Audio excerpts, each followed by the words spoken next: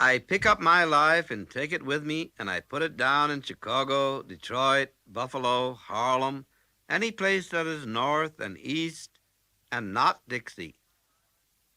I pick up my life and take it on the train to Los Angeles, Bakersfield, Seattle, Oakland, Salt Lake, any place that is north and west and not south.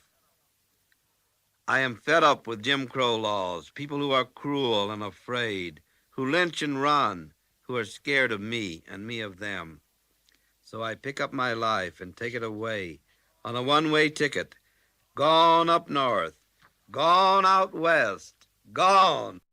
When I was 13 years old, my mother moved to a town called Lincoln, Illinois. I was in the 8th grade grammar school. At that time, we didn't have junior high schools, so when you graduated from the 8th grade, you went to high school.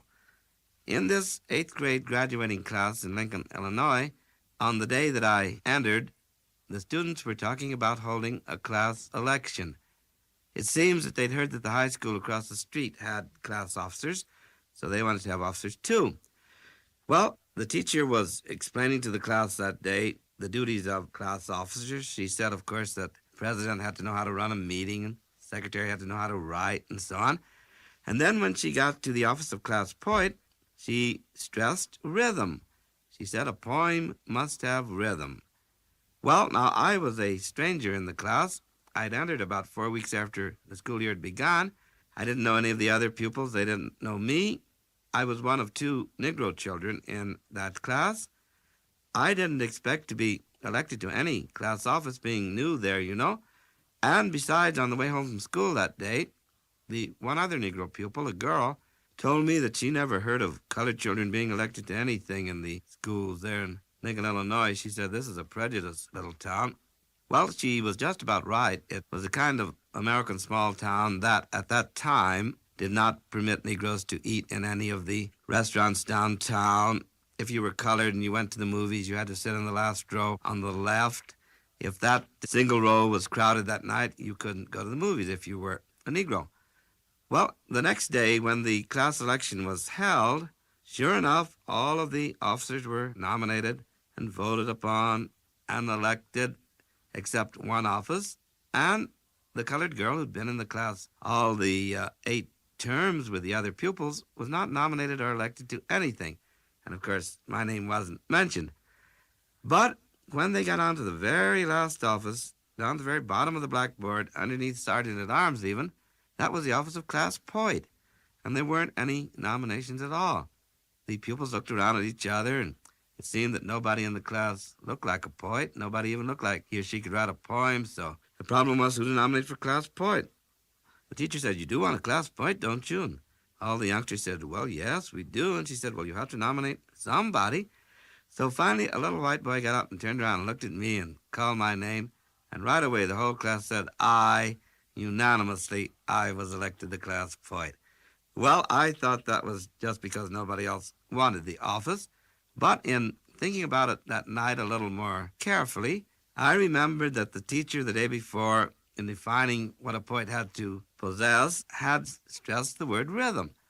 And I knew that, in my experience, almost all American white people at that time seemed to think that all Negroes could sing and dance and that all of us had a sense of rhythm, sort of conventional belief, you know. So I came to the conclusion that maybe poetry, rhythm, color, me, a Negro, that little boy had thought he must have some rhythm to give a poem, and maybe that's why I was elected the class poet. At any rate, I'm glad that I was.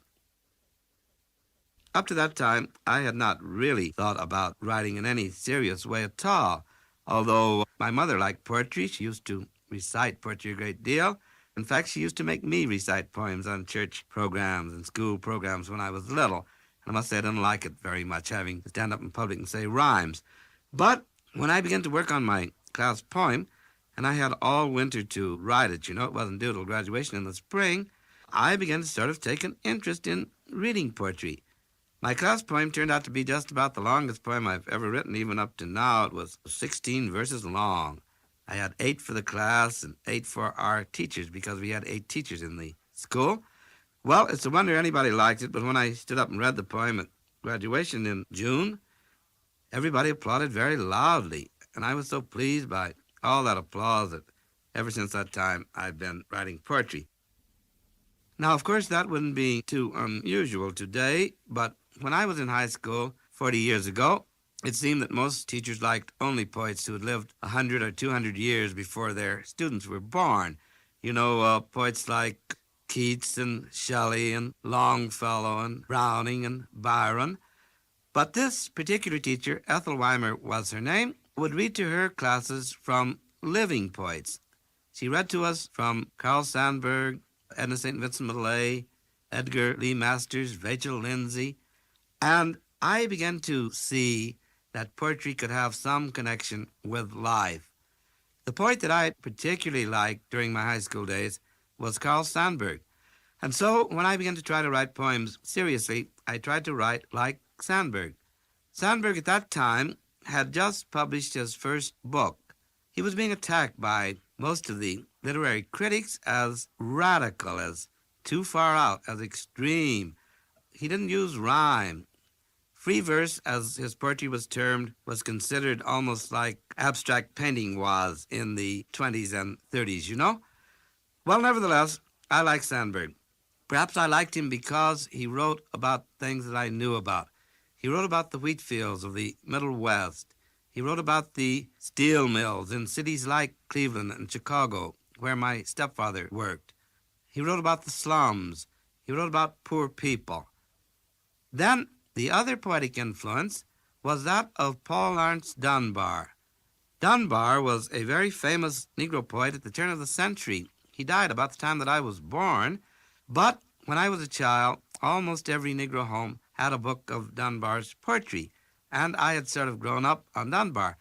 Well, now, Dunbar wasn't like Sandburg at all in style. He wrote in a sort of singing, rhymed verse, quite a deal of humor in his poetry, very often in the quaint Negro dialect of the post-Civil War period. Now, in trying to write like both Sandburg and Dunbar, it's a wonder I didn't fall between two stools. But both of them certainly influenced my thinking and my poetic styles. My earliest serious poem to be published was a poem called The Negro Speaks of Rivers.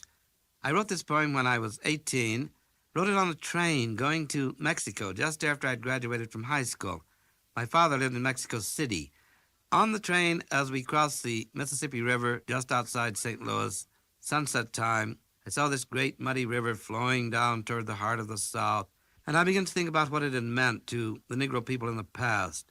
How in slavery time, to be sold down the Mississippi was, I'd heard, the worst thing that could happen to a slave, because if they sent you down into the rice fields, into the Delta, the hot regions around New Orleans, you might not live very long. And then I remembered reading that Abraham Lincoln, as a young man, had gone down the Mississippi. He'd seen the slave market in New Orleans, the buying and selling of human beings, and he never forgot it. It was Lincoln who, many years later, signed the Emancipation Proclamation that freed the black slaves. And so these thoughts went into this poem of mine that I wrote down on this train shortly after we'd gone across this river in the sunset. And from Mexico City, I sent the poem to a Negro magazine called The Crisis, the organ of the National Association for the Advancement of Colored People. I've known rivers. I've known rivers ancient as the world and older than the flow of human blood in human veins. My soul has grown deep like the rivers. I bathed in the Euphrates when dawns were young. I built my hut near the Congo, and it lulled me to sleep. I looked upon the Nile and raised the pyramids above it. I heard the singing of the Mississippi when Abe Lincoln went down to New Orleans, and I've seen its muddy bosom turn all golden in the sunset. I've known rivers, ancient, dusky rivers. My soul has grown deep like the rivers. I went to Columbia University in New York City for a year. I didn't like Columbia very well. A big university in the very heart of a big city, it didn't seem to me to have what I thought was a feeling of college life or campus life. And then, at that time, there was prejudice at Columbia. I had difficulty getting a room in the dormitory as a Negro student. And then, being interested in writing, I wanted to become a member of the staff of the Columbia College newspaper, The Spectator. And so I tried out for it. You had to go through sort of preliminary test and show some ability. And do you know what they assigned me to? Me, a Negro student, they assigned me to society and fraternity news. And they knew very well that I had no access to most of the fraternity houses or dances that the white students went to. And so I was unsuccessful in making the staff of The Spectator. My father had wanted me to become a mining engineer. By that time, I'd made up my mind that I'd like to be a writer. We didn't agree on objectives. So at the end of the year, I wrote my father in Mexico City and told him that I had decided to try to be a writer, and if he didn't approve of my plans, he needn't send me any more money. Well, he didn't send me any more money. I found myself in New York City with only $13 at the end of my college year, and that is what I started out in life on. Ever since that time, I've been making my own living, and with this $13, I went down to Harlem, got a room, and began to look for a job.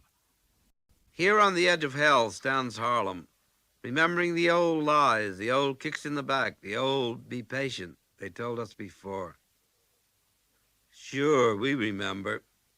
Now when the man at the corner store says sugar's gone up another 2 cents and bread 1, and there's a new tax on cigarettes, we remember the job we never had, never could get, and can't have now because we're colored.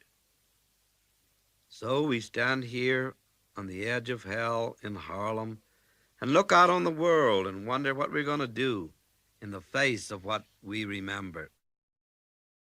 I eventually found work on the boats, so I went to sea. I made a trip to Africa, all up and down the West Coast. It was there that I saw the meaning of colonialism, because at that time, of course, almost all of Africa belonged to the great European powers. After working on the boats for about 2 years, I decided one day in Rotterdam that I'd like to see Paris. And I thought perhaps I'd better go see Paris right then and there, because I was working on a rusty old tub of a ship that didn't seem to me very seaworthy. The ocean was extremely rough that winter, and I thought, well, I'll get off and go see Paris. I had only $25 coming to me. I drew it. I bought a ticket to Paris, got on the train in Rotterdam around midnight, got to Paris at 7 o'clock in the morning, cold, snowy, February morning. I didn't know a soul in all of Europe, but I thought I knew French pretty well because I'd had 3 years French in high school and I'd had a year at Columbia. But it turned out that when I tried my French out in the cafe of the Gare du Nord in Paris that morning when I got off the train being hungry, asked for some breakfast, I said, Donnez-moi des oeufs, s'il vous plaît, du jambon. They looked at me and didn't give me anything. I was asking for ham and eggs, and I didn't realize the French don't eat ham and eggs anyway for breakfast. Then I began to realize that what I was saying didn't penetrate the French ear, so I saw some nice rolls right in front of me on the counter. The coffee urn was bubbling, so I pointed to the coffee urn, I pointed at the rolls, and right away I got coffee and rolls. So I learned that you can get almost anything you want anywhere in the world just by using sign language. That is, you can get almost anything except a job. Finally, I got work as a doorman in a nightclub. The salary was your dinner and tips.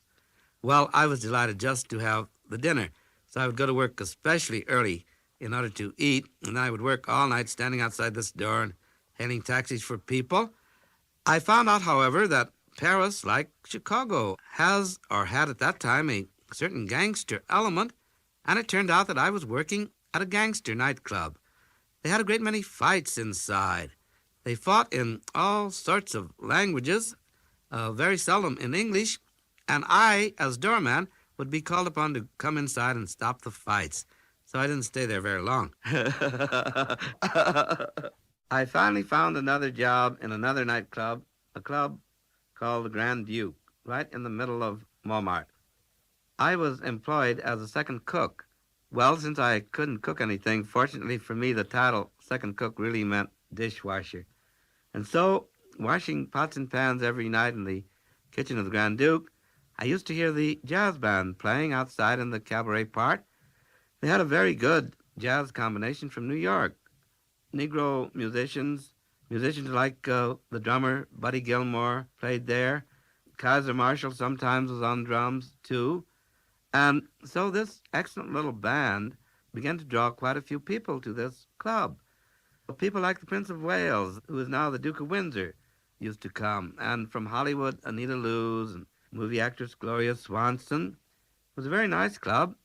Eventually, they brought Bricktop there as the hostess, and she began her European career in this little club called the Grand Duke. I remember she arrived one night just off the boat from Le Havre, absolutely penniless, because someone had stolen her pocketbook on the pier. And so Brick really began her international career without a cent.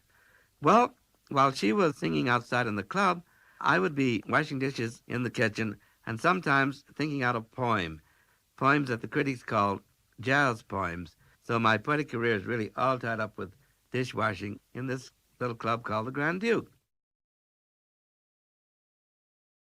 The Negro with the trumpet at his lips has dark moons of weariness beneath his eyes, where the smoldering memory of slave ships blaze to the crack of whips about his thighs. The Negro with the trumpet at his lips has a head of vibrant hair tamed down, patent leathered now until it gleams like jet, were jet a crown. The music from the trumpet at his lips is honey mixed with liquid fire. The rhythm from the trumpet at his lips is ecstasy distilled from old desire. Desire that is longing for the moon, where the moonlight's but a spotlight in his eyes. Desire that is longing for the sea, where the seas are bar glass, sucker size.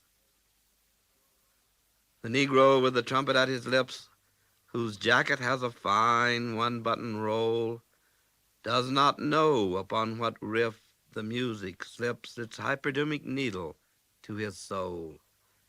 But softly, as the tune comes from his throat, trouble mellows to a golden note. The very first poem that I sold was a jazz poem. It was a poem about the Charleston.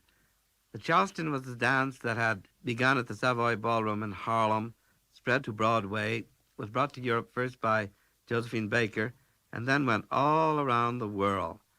Well, this little Charleston poem of mine and two others I sent to a magazine called Vanity Fair. That was a very smart New York magazine at that time, and they bought these three poems, and they paid me 50 cents a line. But my three poems were quite short, and when I got the check and looked at it, wasn't very much money. So I thought to myself, well, from now on, I'll cut all my poetic lines in half and make two out of them and get bigger checks. So now you understand when you see my poems having very short lines, how I became aware of the value of shortening the line in poetry. Commercial reasons. I sort of went backwards from an interest in jazz to an interest in the folk roots of jazz.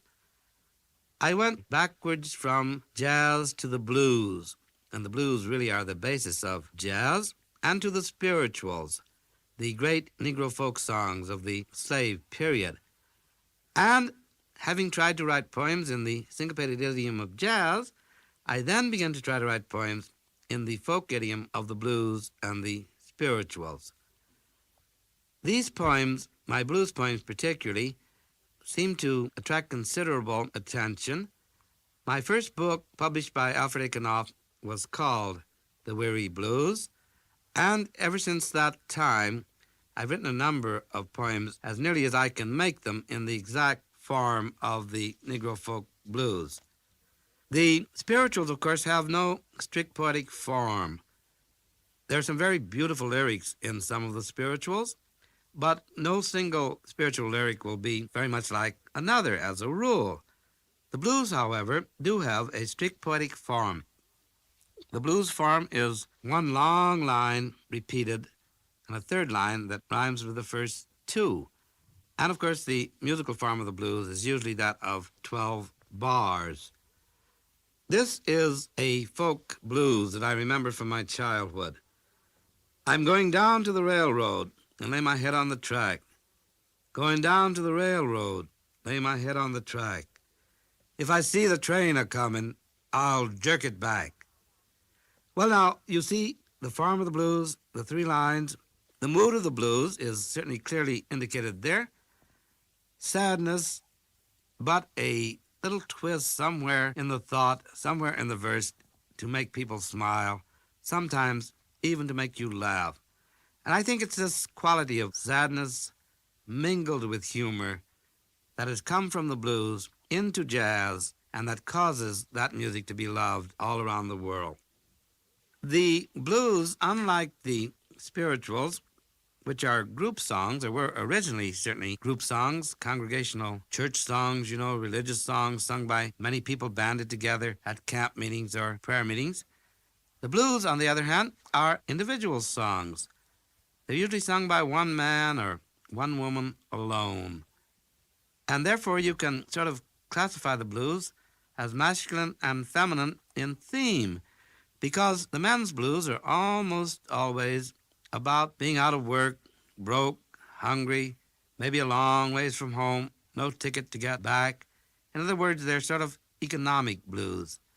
The women's blues, on the other hand, are almost always about love. Very often a woman will be singing about some man who's gone off and left her before she's ready for him to go, or something like that. I went to the gypsies. Gypsy sitting all alone. I said, tell me, Gypsy, when will my gal be home? Gypsy said, silver, put some silver in my hand, and I'll look into the future and tell you all I can. I crossed her palm with silver, then she started in to lie. She said, now listen, mister, she'll be here by and by. Oh, what a lie. I've been waiting and a-waiting, and she ain't come home yet. Something must have happened to make my gal forget. I hates a lying gypsy. Will take good money from you. Tell you pretty stories and take your money from you. But if I was a gypsy, I would take your money too. Listen, kid Sleepy, don't you want to run around to the other side of the house where the shade is? It's sunny here and your skin'll turn a reddish purple in the sun. Kid Sleepy said, I don't care. Listen, Kid Sleepy, don't you want to get up and go to work downtown somewhere to earn enough for lunches and car fare? Kid Sleepy said, I don't care. Or would you rather, Kid Sleepy, just stay here? Rather just stay here. Miss Gardner's in her garden, Miss Yardman's in her yard. Miss Michaelmas is at the Mass, and I'm getting tired. Lord, I'm getting tired. The nations they is fighting and the nations they done fit. Sometimes I think that white folks ain't worth a little bit. No, ma'am, ain't worth a little bit. Last week, they lynched a colored boy. They hung him to a tree. That colored boy ain't said a thing, but we all should be free.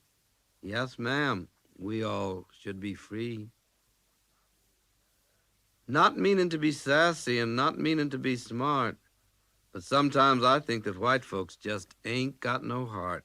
No, ma'am, just ain't got no heart. Daddy-O Buddy-O works at the foundry. Daddy-O Buddy-O rides the State Street streetcar, transfers to the west side. Polish, Bohunk, Irish, grabs a load of sunrise as he rides out on the prairie. Never knew DuSable. Has a lunch to carry. Iron lifting iron makes iron of chocolate muscles.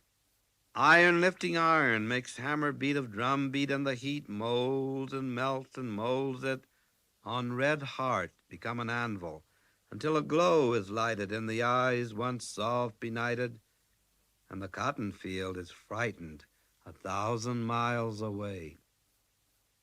They draw up restrictive covenants in Australia too, they say. Our president takes up important matters Still left by VJ Day. Congress cases Russia. The Tribune's hair turns gray. Daddy-O Buddy-O signs his name in uphill letters on the check that is his pay. But if he wasn't in a hurry, he wouldn't write so bad that way, Daddy-O. A great many of my characters and situations in my books come out of Harlem Live. The emotions in a number of my poems are the emotions of the Harlem people. They come from communities where schooling has often been very poor. They themselves may be, and very often are, quite bright men and women, but their backgrounds academically hasn't been of the best. And they bring to Harlem with them many of the problems and prejudices of the Old South. They also bring sometimes a quite rich and somewhat different vocabulary. And it's this vocabulary and this way of talking that people seem to like. Much of the material from my simple stories comes from things that I actually overhear in the street, in cafes, sometimes even at home. Recently I wrote a little simple sketch which grew out of something that my uncle-in-law said one day. They were talking around the dinner table about people going to heaven, and he said, every time I hear of anybody going to heaven, he always wants to sit on the right hand of God. He said, the right hand must be so crowded, can't anybody else get on there? When I get to heaven, he said, I'm going to run right straight toward the left because I know there's plenty of room. So I took that and developed a little simple story from it. When I get on the A train and get back to 125th Street and come out and look around, and there I am in the middle of great, big, black, beautiful Harlem, I'm happy. You know the famous Duke Ellington song, Take the A Train? Well, if you get on that A train on the 8th Avenue subway, if you get on, say, at 42nd Street, you will find perhaps that 2/3 of the passengers on that particular train are colored. When that train gets to 125th Street, about half of them get out. When it gets to the next stop, most of the others get out. From there on, the train will have very few colored people on it to the end of its run. Now, white New Yorkers live largely south of Harlem and north of Harlem. Those who live north of Harlem have to go under Harlem to get home, and sometimes those travelers never see Harlem at all because they only go under it. And a great many people in New York have never even visited Harlem. Mama, please brush off my coat. I'm going down the street. Where are you going, daughter? To see my sugar sweet. Who is your sugar, honey? Turn around. I'll brush behind. He is that young man, Mama, I can't get off my mind. Daughter, once upon a time, let me brush the hem. Your father, yes, he was the one. I felt that way about him. But it was a long time ago. He up and went his way. I hope that wild young son of a gun rots in hell today. Mama, Dad couldn't be still young. He was young yesterday. He was young when he... Turn around so I can brush your back, I say. I woke up this morning about 3:30. All the women's in town was gathered round me. Sweet gals was a-moaning, Sylvester's gonna die. And 100 pretty mamas bowed their heads to cry. I woke up a little later, about 4:30. Doctor and undertaker's both at my door. Black gals was a-begging, you can't leave us here. Brown skins crying, Daddy, honey, baby, don't go, dear. But I felt my times a-comin', and I knowed I was dying fast. I seed the River Jordan a-creepin' muddy past. But I still sweet Papa Vester, yes, sir, long as life do last. So I hollers, come here, babies, for to love your daddy right. And I reaches up to hug 'em when the Lord put out the light. Then everything was darkness in a great big night. There are certain disadvantages in living in a racially unified area. Some of the disadvantages are that sometimes we feel we don't get the full civic services that other communities get, sometimes if the garbage isn't collected on time, we're inclined to blame it on color and say, oh, well, they don't collect Negroes' garbage. But I think by and large, Harlem lives very much like the rest of New York City.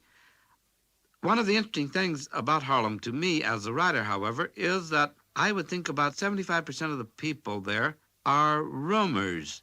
As such, they don't have very much space oftentimes. Whole families, mother and father and 2 or 3 children, live in 2 or 3 rooms, usually sometimes not more than 2 rooms, and sometimes children grow up in rooms rather than in homes.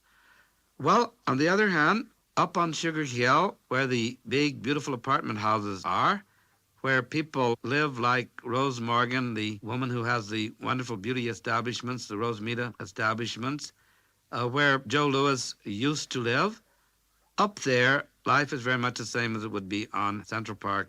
We are the American heartbreak, the rock on which freedom stubbed its toe, the great mistake that Jamestown made long ago. That is one of my poems about the problems of the Negro people in relation to American democracy. Perhaps we should say the problems of American democracy in relation to the Negro people, because for some reason the Negro in America has always been called a problem. Well, I guess we are. Many of my poems try to capture various aspects of this problem. I've written poems about housing. For example, when Negroes move into some American communities, even if it's just one Negro family moving into a block, within a few days, signs begin to go up for sale. And usually, the real estate brokers who handle the sales double the prices on those houses because they know that Negro people often have a hard time buying decent homes, and so they charge them more for the homes that eventually they are willing to sell them. Well, I try to put these things, these problems, into poetry. In recent years, more and more Americans have been leaving the big cities for suburban areas, and among them have been a number of Negroes who are able to buy homes in the suburbs. Well, Negroes move to, let's say, St. Albans. White people flee from St. Albans, move a little further out on Long Island. Negroes, those of means, then themselves try to move a little further out on Long Island. White people flee a little further. And after a while, you get to the ocean. So I suppose that suburbia eventually will be only in the sea. I don't know where else it could be, around New York at any rate. White coats, white aprons, white dresses, white shoes, pain and a learning to take away to Alabama, practice on a State Street cancer, practice on a stockyards rupture, practice on the small appendix of 26 girl at the corner, learning skills of surgeons brown and wonderful with longing to cure ills of Africa, democracy, and mankind. Also ills quite common among all who stand on 2 feet.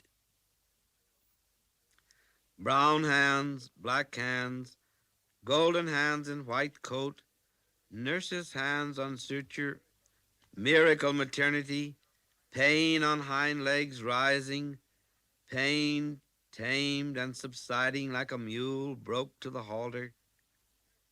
Charities checked money, AIDS triumphant entry squalling after bitter thrust of bearing chocolate and blood. Projection of a day. Tears of joy and Coca-Cola twinkle on the rubber gloves he's wearing. A crown of sweat gleams on his forehead. In the white moon of the amphitheater, Magi are staring. The light on the Palmolive building shines like a star in the east. Nurses turn glass doorknobs, opening into corridors.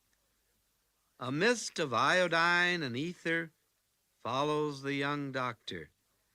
Cellophanes his long stride. Cellophanes his future. In my poetry, I've never been at a loss for moving subject matter because I myself have faced many of these racial problems all over the United States, having lived from one end of the country to the other in my now more than 50 years of life. One of the dramatic ways of expressing the race problem I've found is to express it through the eyes of a child. And I have done this in both stories and poetry. One of my best-known stories is a story called One Friday Morning about a Negro high school girl who is awarded a prize in high school and then is denied the prize when some of the community organizations object to a Negro child receiving it. One of my poems most widely reprinted is a poem about a little colored girl, a poem called Merry-Go-Round, which was written during the war. There was quite a large migration of Negro workers from the South to northern industrial centers during and after the last war, and I imagined a family in which there was a little girl of maybe 6 or 7 years of age moving to a town like Detroit, her father perhaps coming to work in the automobile plants there, coming from maybe a state like Mississippi where segregation is legal. This little child in this northern industrial town one day goes to a carnival. She sees the merry-go-round going around and she wants to ride, but being a very little girl and colored and remembering the segregations of the South, she doesn't quite know whether Negro children can ride on merry-go-rounds in the North or not, and if they can ride, she doesn't know where. Where is the Jim Crow section on this merry-go-round, mister? 'Cause I want to ride. Down south where I come from, white and colored can't sit side by side. Down south on the train, there's a Jim Crow car. On the bus, we're put in the back. But there ain't no back to a merry-go-round. Where's the horse for a kid that's black? They took me out to some lonesome place. They said, "Do you believe in the great white race?" I said, "Mister, to tell you the truth, I'd believe in anything if you just turned me loose." The white man said, "Boy, can it be you are standing there assassin me?" They hit me in the head and knocked me down, and then they kicked me on the ground. A Klansman said, "Listen, look me in the face and tell me you believe in the great white race." The lazy, laughing South with blood on its mouth. The sunny-faced South, be strong, idiot-brained. The child-minded South, scratching in the dead fire's ashes for a Negro's bones. Cotton and the moon, warmth, earth, warmth, the sky, the sun, the stars, the magnolia-scented South, beautiful like a woman, seductive as a dark-eyed whore, passionate, cruel, honey-lipped, syphilitic. That is the South. And I, who am black, would love her, but she spits in my face. And I, who am black, would give her many rare gifts, but she turns her back upon me. So now I seek the North, the cold-faced North, for she, they say, is a kinder mistress, and in her house my children may escape the spell of the South. I am your son, white man. Georgia dusk in the Turpentine woods, one of the pillars of the temple fell. You are my son like hell. The moon over the Turpentine woods, the southern night full of stars, great big yellow stars. What's a body but a toy? Juicy bodies of nigger wenches, blue-black against black fences. Oh, you little bastard boy, what's a body but a toy? The scent of pine wood stings the soft night air. What's the body of your mother? Silver moonlight everywhere. What's the body of your mother? Sharp pine scent in the evening air. A nigger night, a nigger joy, a little yellow bastard boy. No, you ain't my brother. Niggers ain't my brother. Not ever. Niggers ain't my brother. The southern night is full of stars, great big yellow stars, oh sweet as earth, dust dark bodies give sweet birth to little yellow bastard boys. Get on back there in the night, you ain't white. The bright stars scatter everywhere, pine wood scent in the evening air. A nigger night, a nigger joy. I am your son, white man, a little yellow bastard boy. I walked the streets till the shoes wore off my feet. I don't walk the streets till the shoes wore off my feet. I've been looking for a job so that I could eat.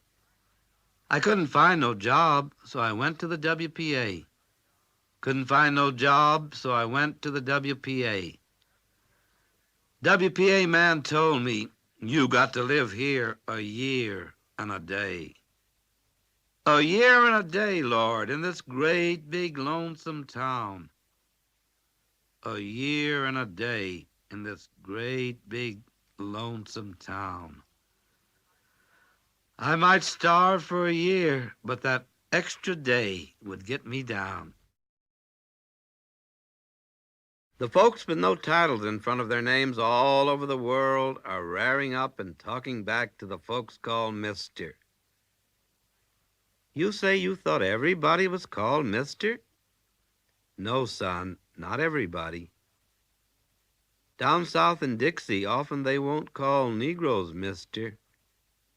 In China, before what happened, they had no intention of calling coolies Mister. Dixie to Singapore, Cape Town to Hong Kong, the Misters won't call lots of other folks Mister. They call them, hey, George, here, Sally, listen, coolie, hurry up, boy, and things like that. George Sally Coolie Boy gets tired sometimes. So all over the world today, folks with not even Mister in front of their names are raring up and talking back to those called Mister. From Harlem past Hong Kong to Cape Town, talking back. Shut up, says old Senator Eastland. Shut up, says the governor of South Carolina. Shut up, says the governor of Singapore. Shut up, says Ververd. Hell no, shut up, say the people with no titles in front of their names. Hell no. It's time to talk back now. History says it's time. And the radio, too, foggy with propaganda that says a mouthful and don't mean half of what it says. But it's true anyhow. Liberty, freedom, democracy. True anyhow, no matter how many liars use those words.